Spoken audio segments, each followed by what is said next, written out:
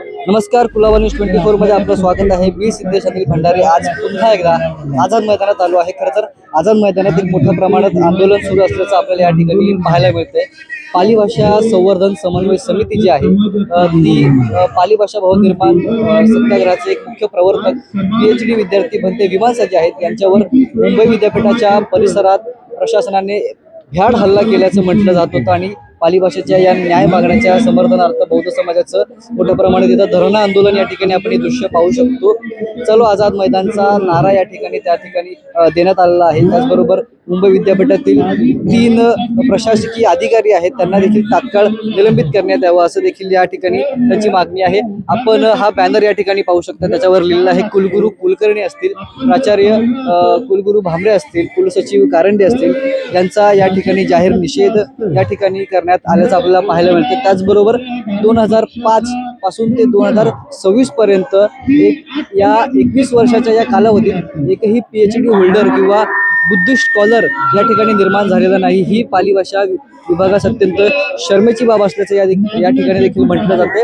त्याचबरोबर ज्या विभाग प्रमुख आहेत डॉक्टर योजना भगत यांचा देखील या ठिकाणी मोठ्या प्रमाणात निषेध केल्याचं आपल्याला पाहायला मिळतोय।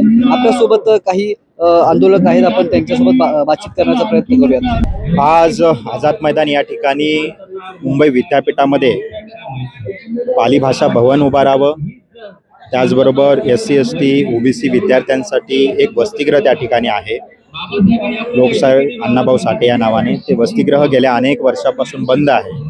इथे 300 मुलांची व्यवस्था होऊ शकते असं ते वसतिगृह आहे। त्याचबरोबर पाली भाषा हा 2005 साली मुंबई विद्यापीठामध्ये विभाग सुरू झाला, तर त्या विभागाला अनुदानित करण्यासाठी भंते विमानसा हे पाली भाषा संवर्धन समन्वय समितीचे मुख्य प्रवर्ते आहेत। त्यांच्या वतीने मुंबई विद्यापीठामध्ये एक विद्यार्थी म्हणून ते आंदोलन करतायत।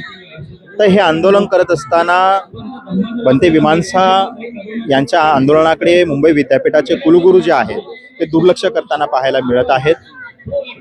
सप्टेंबरमध्ये त्यांच्या मुंबई विद्यापीठामध्ये अल्पसंख्याक आयोगाचे केंद्राचे जे प्रमुख आहेत किरण रिजिजू मंत्री ते विद्यापीठात आले, तर त्या भंते विमानसा त्या मंत्र्यांना भेटण्यासाठी ज्यावेळेस जात होते तर त्यावेळेस कुलगुरू यांच्या आदेशाने तिथल्या खरात नावाच्या सुरक्षा रक्षक जो अधिकारी आहे त्याच्या सांगण्यावरून तिथल्या सुरक्षा रक्षकांनी भंतेंना निर्वस्त करून त्यांना तिथे असलेल्या एका नाल्यामध्ये डांबून ठेवलं, त्यांना मारहाण केली आणि निर्वस्त करून भंतेंना मारहाण केल्यामुळे भंते बेशुद्ध झाले आणि अशा अवस्थेमध्ये भंतेंना 2 दिवस कुर्ल्याच्या बाबा हॉस्पिटलमध्ये ॲडमिट करावं लागलं।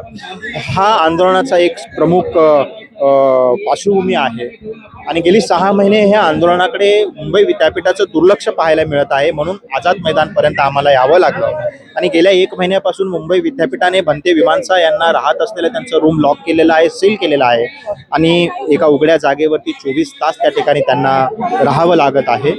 आणि गेल्या 20 फेब्रुवारीपासून भंतेंना आंघोळही करायला विद्यापीठ प्रशासनाकडून मनाई करण्यात आलेली आहे। त्याच्यामुळे अशा असंख्य अशा ज्या चुका आहेत मुंबई विद्यापीठ कुलगुरू एक जातीवादी मानसिकतेतून जे काही कुलगुरू करतायत त्याचा निषेध म्हणून राज्य सरकारकडे याची एक आवाज ह्या तीव्रता आंदोलनाच्या माध्यमातून पोहोचायला पाहिजे। म्हणून हे आझाद मैदान या ठिकाणी आजचं आंदोलन आम्ही करत आहोत। बघा, एक प्रामुख्याने आहे या देशाचं एक इतिहास जो आहे, हजारो वर्षाची परंपरा आहे बौद्ध समाजाची, तथागत भगवान गौतम बुद्धांची, आणि तथागत गौतम बुद्धांच्या काळामध्ये जी भाषा संबोधली जायची त्याला पाली भाषा म्हणतात। आजही देशामध्ये अनेक ठिकाणी सम्राट अशोककालीन लेण्या आहेत, तर त्या लेण्यामध्ये तथागतांचा जो इतिहास त्या ठिकाणी लिहिलेला आहे तो पाली भाषेमध्ये आहे।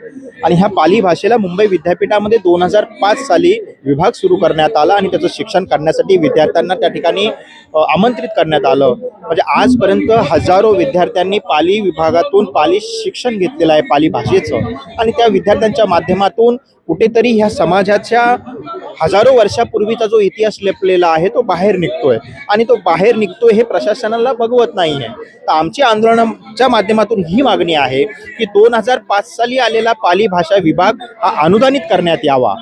त्याचबरोबर ज्या भाषांमध्ये 30-30 विद्यार्थी शिकतायत, गेल्या 2 वर्षामध्ये आलेल्या विभागांना तुम्ही अनुदानित करता। उदाहरणार्थ संस्कृत सारखी भाषा अनुदानित आहे, ज्याला 25 ते 30 विद्यार्थी आहेत, आणि पाली भाषेला 450 विद्यार्थ्यांचा प्रचंड प्रतिसाद असताना या विभागाला अनुदानित करण्यात येत नाही आहे आणि ह्या अनुदानित न करण्यात येण्यामुळे आम्हाला आज या आझाद मैदानामध्ये सरकारच्या दरवाजे ठोकवण्यासाठी आंदोलन करावं लागत आहे.